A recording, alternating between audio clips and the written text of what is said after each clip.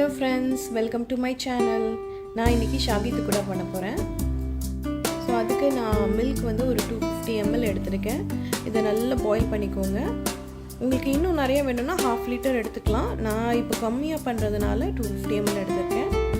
So இத நல்லா கொதிக்க விட்டுக்கோங்க. இப்போ நான் saffron ஏற்கனவே வந்து பால்ல ஊற வச்சிருக்கேன்.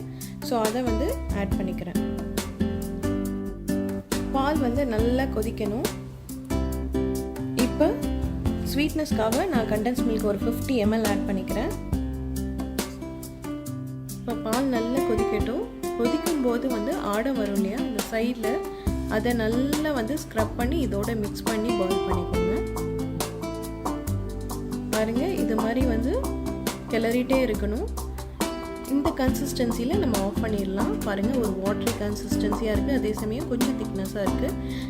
இன்னும் கொதிக்க விட்டோம்னா ரொம்ப திக்காயிடும். ஸோ ஆஃப் பண்ணிடலாம். சுகர் வந்து ஒரு 1/4 கப் எடுத்திருக்கேன்.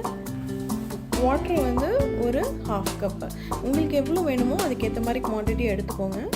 ஸோ இது வந்து நல்லா கரையட்டும்.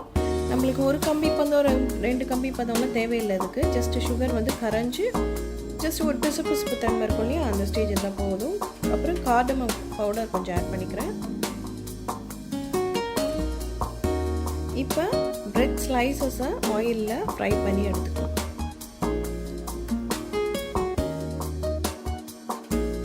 ஸோ இது மாதிரி கோல்டன் ப்ரௌன் கலரில் நம்ம ஃப்ரை பண்ணி எடுத்துக்கலாம்.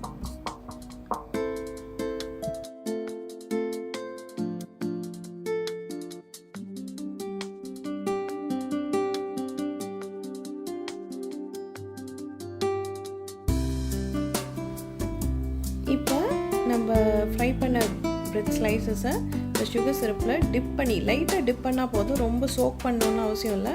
லைட்டாக டிப் பண்ணி எல்லா ஸ்லைசஸையும் அதே மாதிரி எடுத்து வச்சுக்கலாம்.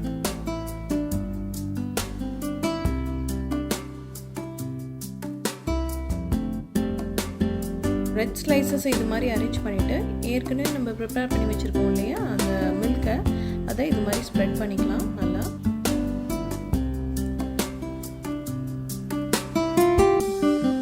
வந்து ஸ்லைஸ் பண்ணி வச்சிருக்கேன். ஸோ அதை வந்து கார்னிஷ் பண்ணிக்கலாம்.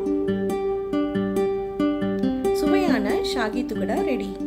Thank you friends. If you like it, please subscribe my channel.